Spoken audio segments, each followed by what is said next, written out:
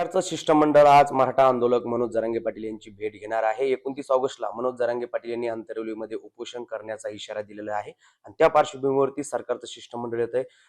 पाटील, सरकारचं शिष्टमंडळ येणार आहे. तुमच्या मनधरीचे प्रयत्न सुरू आहे सरकारकडनं. नाही, मला एक सरकारनं सांगावं, की तुम्ही मराठ्यांवरती अन्याय का करताय? तुमचा मान-सन्मान शब्दाचा मराठ्यांनी 3 वर्षात केलाय का नाही केला याचं उत्तर द्या.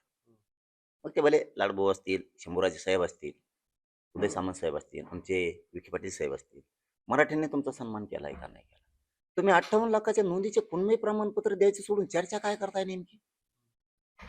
तुम्ही का मनं जिंकत नाहीत? जर तुमचा सन्मान केलाय, तुम्ही मराठ्यांचा का सन्मान करत नाही? तुम्हाला 3 वर्षात तुमचा शब्द मराठ्यांनी खाली पडू दिला. तुम्ही सांगायचे 1 महिना वेळ द्या दिला.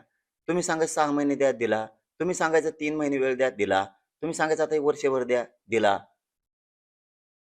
जे मुंबईला आझाद मैदानावरती मंत्र्यांचं शिष्टमंडळ आलं होतं. त्यांनी आम्हाला 1 महिन्याचा वेळ मागितला होता. तुम्हाला 1 वर्ष दिलं हो. इतकं लबाडपणा तुम्ही मराठ्यांशी का करताय? याच्यासाठी मतं केली तुम्हाला? तुम्हाला किती वेळ द्यायचा? गॅझेटचा जी-आर कोणी काढला? तुम्ही. प्रमाणपत्र का देत नाहीत तुम्ही? 58 लाख नोंदी कोणी शोधल्या? तुम्ही. तुमचा शब्द जर मराठ्यांनी तुमच्या शब्दाचा सन्मान केला असेल, तर तुम्ही मराठ्यांच्या 58 लाख नोंदी शोधल्यात. का सन्मान करत नाहीत प्रमाणपत्र देऊन? तुम्ही आठवड्याभरात का निर्णय दिलेत, की मराठा समाजाचे कुणबी नोंदी द्यायच्या नाही, सापडलेल्यांचे त्यांना प्रमाणपत्र द्यायचे नाही, व्हॅलिड्या रोखून धरा. का बरं अन्याय? तुम्ही कोणची चर्चा करता आणि का करता? तुम्हाला चर्चेला काही येऊ नका म्हणत नाहीत आम्ही. आंतरवालीचे दारं, या मराठ्यांचे दारं कायम तुम्हाला उघडे आहेत. पण तुम्ही किती येड्यात काढणार त्याला काही मर्यादा असते, सीमा असते. तुमच्या डोक्यातला गैरसमज काढा गड्या पहिला. शिष्टमंडळांनी पण आणि सरकारने पण. की आम्ही शब्द देऊ, प्रत्येक वेळेस फसू, सकारात्मक चर्चा करू, देतो तो उद्या, देतो तेरवा, परवा दिवशी. तुम्ही हे थांबवा गड्या. तुम्ही याच्या बाहेर या गैरसमाजाच्या. जितका मराठा सन्मान करू शकतो ना, तितका मराठ्यांचं दुसरं सुद्धा डोकं आहे. तुम्हाला वोट निर्माणात सुद्धा ताकद आहे. तुम्ही त्या भानगडीत नाही पडावं ही आमची इच्छा आहे. 29च्या आंदोलनावरती ठाम आहे, की आज जर तुमच्या काही मागण्या पूर्ण केल्यात शिष्टमंडळानं किंवा तुम्हाला आश्वासन दिलं, तर माघार घेणार. मला सरकारने एक सांगावं, की आत्तापर्यंत तुमच्याशी सकारात्मक चर्चा करून तुमचा सन्मानच केलाय. तुम्हाला मोकळ्या हाताने मराठ्यांनी कवाच मागे येऊ दिलं नाही. कधीतरी तुम्ही असं म्हणा ना, नाही आता मराठी तराला लागले त्यांच्या गोष्टी त्यांना पाहिजे तर देऊच बरं आपण बी. 58 लाख नोंदीचे प्रमाणपत्र द्यायचे आधीच देऊन टाकू बरं. गावागावात आपले अधिकारी आहेत. अधिकारी मराठ्यांना घरी घरी जाऊन सांगते की तुमची नोंद सापडली, तहसीलदारकडे जा आणि तुमचे अर्ज करा. का बरं तुम्ही मराठ्यांचे मन असं मोठं मन करून जिंकेना? का बरं तुम्ही गोड बोलून प्रत्येक वेळेस विष नारड्यात होती? का तुम्ही एवढं पातक करायला लागला? कशामुळे तुम्ही मराठ्यांच्या वरती अन्याय लावलाय? काय कारण आहे? का तळतळाट घ्यायला तुम्ही गोरगरिबांचे प्रमाणपत्र रद्द? कशामुळे 4 प्रमाणपत्र रद्द केली तुम्ही? काय कारण आहे त्याचे? तुमचा आम्ही सन्मान करायचा आणि तुम्ही मात्र आमचे लेकरं तलावात डोहात नेऊन बुडायचे. हे शोभतं का तुम्हाला? काय चर्चा करणार आणि किती करणार तुम्ही? किती दिवस आम्ही गप्प बसणार? आम्हाला काही क्षमता आहेत का नाही? परत एकीकडून म्हणायचं मराठा समाज आमचाच आहे. ते लेकरं बाळ आमचेच आहेत आणि प्रमाणपत्र रद्द करून त्यांची वाटोळं करून टाकायचं. ही कोणची दुटप्पी भूमिका आहे रे तुमची? इतकं येड्यात नाही तुम्ही मराठ्यांना काढू शकत. ते दिवस संपले आता.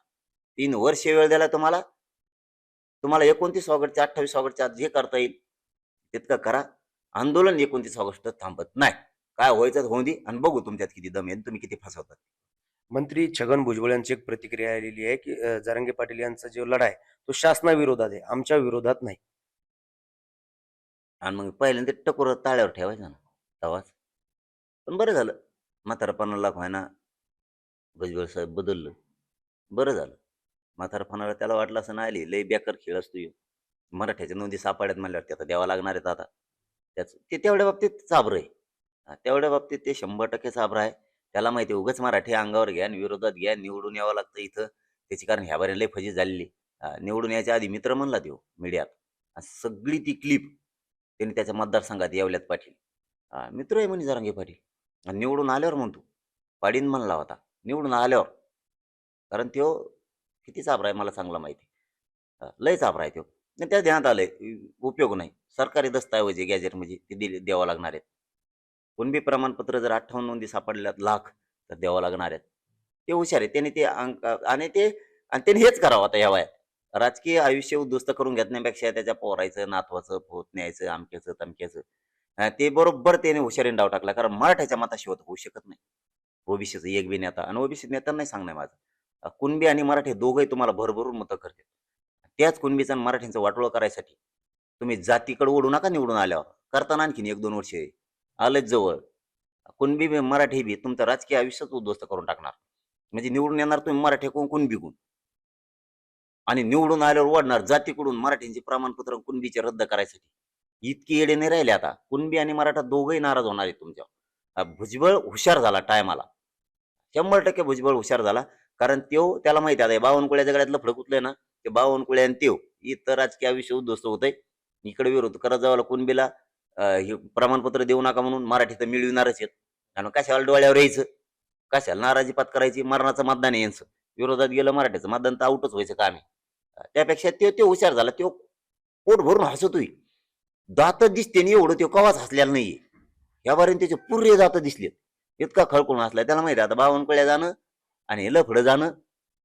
आता ते बाजूला सरकारला आता. सरकारला म्हणजे त्याच्या डोक्यात आलंय. जे राज्यघटनेप्रमाणे, जे संविधानाप्रमाणे, जे 1967च्या आरक्षणाच्या नियमाप्रमाणे, त्याप्रमाणे मराठ्यांच्या नोंदी सापडलेल्या आहेत. देव बी आडवा आला तरी हे मराठ्यांना द्यावाच लागणार आहे. आणि मग कशाला वैरी व्हायचं घेणं देण्याचं मराठीचं? मराठी डायरेक्ट म्हणतात आणि कुणबी पण डायरेक्ट म्हणतात, राव आम्ही मतदान करतो तुम्हाला, तुम्ही आमच्या नोंदीला विरोध करता. आम्ही तुम्हाला त्या टायमाला ओबीसी म्हणलोत का मतदान करताना? आम्ही कप मतदान केलं मराठ्यांनी कुणबी दोघांनी बी. आणि आज आमच्या नोंदी रद्द करायला बोलता राव तुम्ही जाती कोण तुमच्या? त्यांना या रोषाला सामोरं जावं लागतं मतदारसंघात. त्यामुळे ते हुशार झाले. बावनकुळ्यांनी फडणवीसचं वाटोळ करू नये. नक्कीच हे होते मराठा आंदोलक मनोज जरांगे पाटील. आज सरकारचं शिष्टमंडळ जरांगे पाटील यांची भेट घेणार आहे, चर्चा करणार आहे. जरांगे पाटील यांची मनधरणीचे प्रयत्न जे आहेत ते सरकारकडनं सुरू असल्याचं आपल्याला पाहायला मिळतंय. अक्षय शिंदे, साम टीव्ही न्यूज, अंतरवाली सराटी, जालना. मी खात्रीशीर न्यूजसाठी फक्त साम टीव्ही बघते कारण तिथल्या बातम्या रिलेट करतात.